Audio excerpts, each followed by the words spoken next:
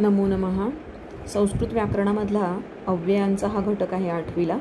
अत्र, तत्र, सर्वत्र, अन्यत्र अशी अव्यय आहेत आणि ती आत्ता आपल्याला शिकायची आहेत. मुख्यत्वे करून ठिकाण सांगण्यासाठी ही अव्यय वापरली जातात.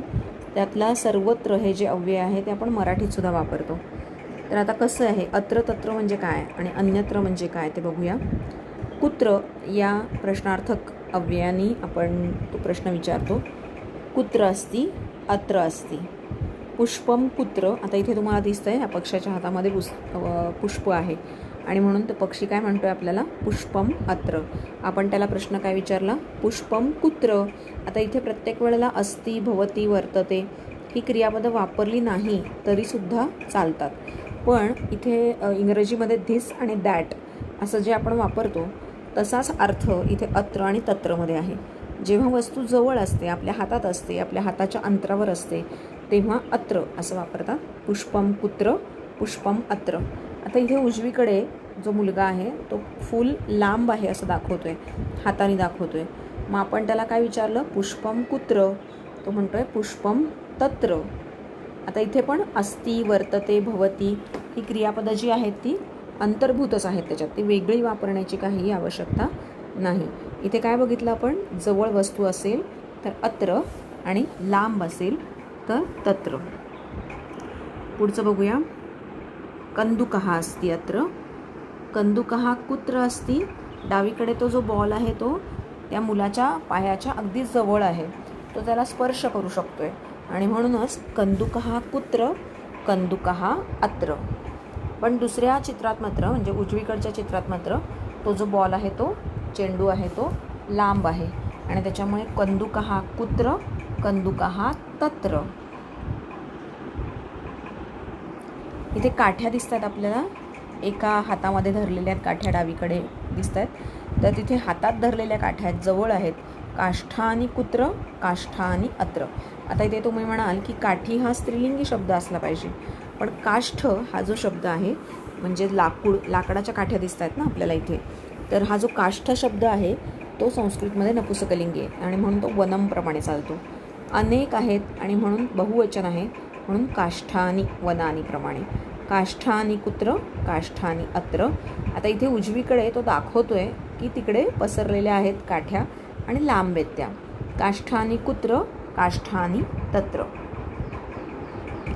इथे दोन मित्र आहेत आणि तो एकमेकांना विचारतायत किंवा तो एक मुलगा दुसऱ्याला विचारतोय, मम मित्रम कुत्र. तो म्हणतोय मम मित्रम अत्र, म्हणजे जवळच आहे, एकमेकाच्या खांद्यावरती हात ठेवलेले आहेत. पण उजवीकडच्या ह्याच्यात मात्र ती जी दोन मित्रमैत्रिणी आहेत त्यांचा एक मित्र मात्र लांब उभा आहे. मग तो विचारतोय मम मित्रम कुत्र, मम मित्रम तत्र. इथे पण बघा, उजवीकडचा जे पर्वत आहेत, इंद्रधनुष्य जिथे दाखवलेला आहे तिथले जे पर्वत आहेत ते लांब दिसतात आपल्याला, त्याच्या आधी खूप सारा हिरवळीचा भाग आहे. आणि डावीकडच्या चित्रात मात्र लगेचच पर्वत दिसत आहेत. पर्वताः कुत्र, सूर्याच्या बाजूचं जे चित्र आहे तिथे पर्वताः कुत्र, पर्वताः अत्र. आणि इंद्रधनुष्याच्या इथले जे पर्वत आहेत तिथे विचारले पर्वताः कुत्र, पर्वताः तत्र. आता बघूया सर्वत्र आणि अन्यत्र. सर्वत्र हा शब्द आपण मराठीत पण वापरतो, त्याच्यामुळे सर्वत्र म्हणजे सगळीकडे आणि अन्यत्र म्हणजे तिसरीचकडे, कुठेतरी वेगळीकडे, दुसरीकडे. इथे नाही आहे, तिथे पण नाही, म्हणजे दृष्टिक्षेपात नाही आणि तिसरीकडेच कुठेतरी आहे, ह्याला म्हणतात अन्यत्र. आणि म्हणून पुष्पाणि कुत्र, पुष्पाणि सर्वत्र. उजवीकडे पुष्पाणि कुत्र, पुष्पाणि अन्यत्र, अत्र नास्ति. अत्र पुष्पाणि नास्ति. अत्र पुष्पाणि सन्ति. अत्र पुष्पाणि न सन्ति. आता इथे बहुवचन आहे म्हणून सन्ति वापरलं बरं का आपण. अत्र पुष्पाणि न भवन्ति. अत्र पुष्पाणि न वर्तन्ते. इथे डावीकडे काय आहे, डावीकडे खूप फुलं दिसतात आपल्याला आणि म्हणून इथे काय म्हणायचं आहे आपल्याला, पुष्पाणि सर्वत्र भवन्ति. पुष्पाणि सर्वत्र सन्ति. पुष्पाणि सर्वत्र वर्तन्ते. अत्र आणि तत्र हे बघितलं. आता सर्वत्र आणि अन्यत्र बघतोय आपण. वर्षा कुत्र, ही जी मुलं आहेत ती पावसात भिजत आहेत छानपैकी आणि सगळीकडे पाऊस पडतोय.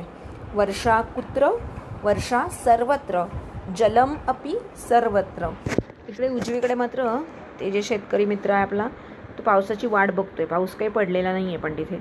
मग कुठे पडला आहे पाऊस? दुसरीकडेच कुठेतरी पडला आहे. वर्षा कुत्र, वर्षा अन्यत्र, वर्षा अत्र नास्ति, वर्षा अन्यत्र अस्ति, वर्षा अत्र नास्ति.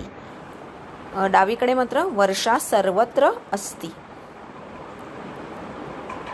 आता इथे बघा त्या मुलीचे जे केस आहेत, फ्रॉक आहे, हात, सगळंच ते गवत आहे ते तिच्या पायाखालचं, ते सगळं वाऱ्याने उडतं आहे. ह्याचा अर्थ सगळीकडे वारा भरून राहिलेला आहे. वातः कुत्र, वातः सर्वत्र, वातः सर्वत्र अस्ति. उजवीकडे मात्र वात नाही आहे, तो घामाघूम झालेला आहे मुलगा. वातः कुत्र, वातः अन्यत्र अस्ति, वातः नास्ति, वातः अन्यत्र अस्ति. इथे तुम्हाला सर्वत्र, अन्यत्र, अत्र आणि तत्र याबद्दल आपण बोललो. आता आपण बघूया अत्र किम अस्ति किम नास्ति असा पण एक घटक आहे तुम्हाला. अत्र पुष्पम अस्ति, खगस्य समीपे पुष्पम अस्ति, जलम नास्ति, वृक्षः नास्ति. अत्र कन्दुकः अस्ति, क्रीडाङ्गणं नास्ति, वृक्षः नास्ति, पर्वताः न सन्ति. अत्र काष्ठानि सन्ति, अत्र काष्ठानि सन्ति, पर्वताः न सन्ति, सूर्यः नास्ति. अत्र मित्रम अस्ति. मित्र या शब्दाचं वैशिष्ट्य असं आहे की मित्र हा शब्द जर सखा म्हणजेच फ्रेंड या अर्थी वापरला तर तो नपुसकलिंगी चालतो, म्हणजे वनप्रमाणे चालतो. त्याची रूपं वनप्रमाणे होतात, म्हणून इथे आपण मित्रम असं म्हणलेलं आहे. हे द्वितीयचं रूप नाही आहे, हे प्रथमेचंच रूप आहे, पण तो वनमप्रमाणे चालतो. आणि मित्र हे सूर्याचं पण एक नाव आहे. आणि जेव्हा आपण सूर्य म्हणून मित्र या शब्दाचा वापर करतो तेव्हा तो पुल्लिंगी चालतो, देवप्रमाणे मित्रः. इथं काय म्हणलं आहे? मम मित्रम अत्र अस्ति, मम मित्रम अत्र अस्ति, मम बन्धुः नास्ति, मम बन्धुः नास्ति. पर्वताः अत्र सन्ति, परं वृक्षाः अत्र न सन्ति, वृक्षाः अन्यत्र भवन्ति.